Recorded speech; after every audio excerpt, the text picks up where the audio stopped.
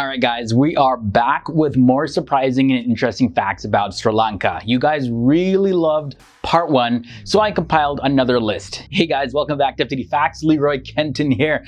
And now let's just jump into part 2 of 10 surprising facts about Sri Lanka. Stick around until the end because I don't want you to miss any of these facts coming up. Okay, starting with fact number 10, let's look at Lipton tea. Did you know that the company Lipton Tea was built by a Scottish man named Sir Thomas Lipton? Well, he had bought a tea plantation in Ceylon, which is now known as Sri Lanka, back in the year 1890. So yeah, Lipton Tea was founded in Sri Lanka, pretty much. Same place, just different name at the time. Now, millions of people around the world enjoy teas from Lipton. Now, fact number 9 takes us to the languages. Well, the official languages of Sri Lanka are Sinhala, also known as Sinhalese, as well as Tamil.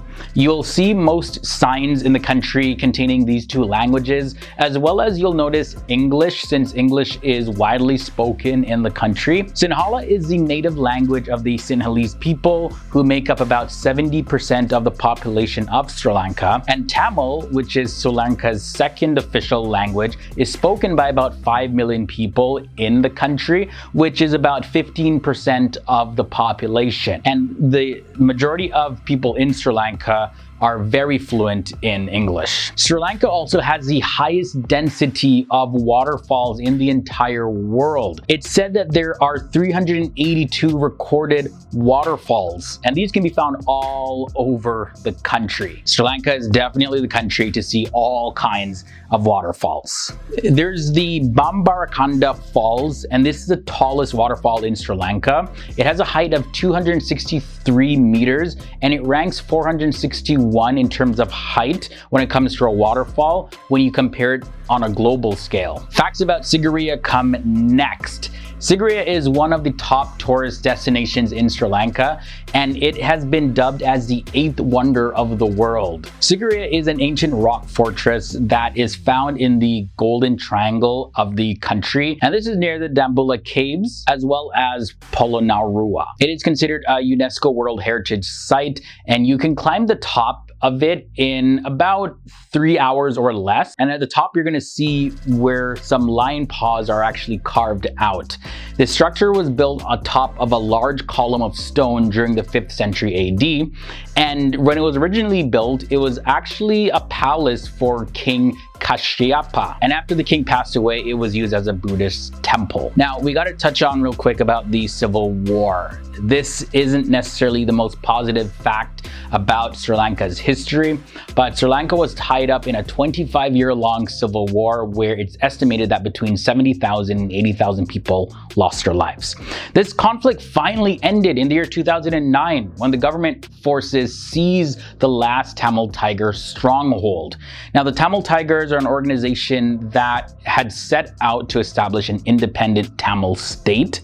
Now, the origins of the Sri Lankan Civil War was rooted in the continuous political bitterness between the majority Sinhalese and the minority Tamils. That's it in a nutshell, but there's so much more to look into that. We'll probably do a dedicated video just looking at the Sri Lankan Civil War. All right, guys, so I shared 5 more facts with you. We have the last 5 to get into, but I just want to take this opportunity to let you know about our video, 10 surprising things that Sri Lanka is famous for. I'll link to that video below in the video description section, where we look at some of the achievements of Sri Lanka, as well as some of the things that come to mind when people think of the country Sri Lanka. Definitely an exciting one. Again, I'll link to it below in the video description section. But for now, let's continue with the last 5 facts. At fact number 5, let's look at the national flower. The blue water lily is the national flower of Sri Lanka. In the year 1986, the blue water lily was actually declared the national flower.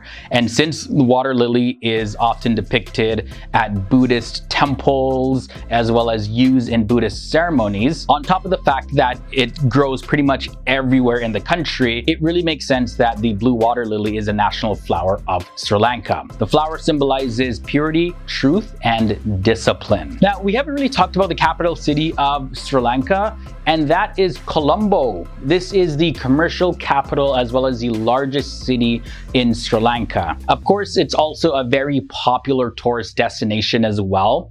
It is next to the west coast of the island, and it's also located near Sri Jayawardenepura Koti, which is the capital of the Legislative Assembly of Sri Lanka. Now, the name Colombo, it was first introduced by the Portuguese back in the year 1505.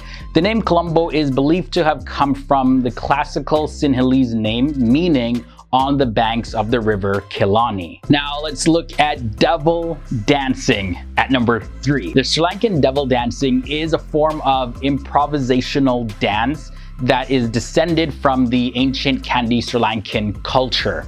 The devil dances are an attempt to really respond to a belief that is held by most people that certain illnesses and things that come on people that impact them negatively are caused by unseen forces, and that those forces need to be cast far away from people. Dancers wear masks depicting various different characters, and the dances are led by drummers who also signal the start of the ceremony.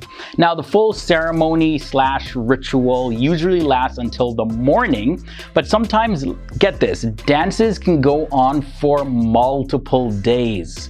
Because of the unique sound that is played during the dances, it attracts people to participate in the dances, and they come to join at various different times. So of course, yeah, this can go on for multiple days. This is an interesting fact. Stilt fishing. You've probably never heard that term before unless you are from Sri Lanka. Sri Lankan fishermen developed what is known as stilt fishing during the Second World War when there was a shortage of food that led to overcrowding on fishing beaches. Instead of standing on the beach though, the fishermen, they sit on top of a crossbar called a peta tied to a vertical pole and driven into the sand a few meters offshore, and that's how they actually would go fishing. It's still something that people can do today though. Now, the fact I want to end off on deals with serendipity. Sri Lanka actually introduced this term to the world. So long ago, the island of Sri Lanka was called Serendip by the Persians as well as the Arabs, who came to know about the existence of the island through trading, and this name was of Arabic origin. It was used as early as 361 AD, and there was actually a Persian fairy tale called The Three Princes of Serendip, was written describing heroes from Serendip who would often make discoveries by accident. Now, fast forward to the 18th century, Horace Walpole, who was an English writer as well as a politician and a historian, he was inspired by this fairy tale and he coined the term serendipity, and this term was used to describe discoveries made by chance, and now everybody uses it all around the world. There's even a movie made after it, Serendipity. Alright guys, so that is it for this episode. Thanks for watching part 2 of 10 surprising facts about Sri Lanka. Hopefully you enjoyed this episode as much or maybe more than you did part 1. As always, I want to hear your thoughts and comments about anything shared in this episode down below. If you're a newcomer here to FTD Facts, go ahead and subscribe and ring the bell to be notified when new videos are posted. We explore the various different countries, cultures, religions, and people of our world. So if those topics interest you, join the FTD Facts family, and I look forward to seeing all of you in a future episode.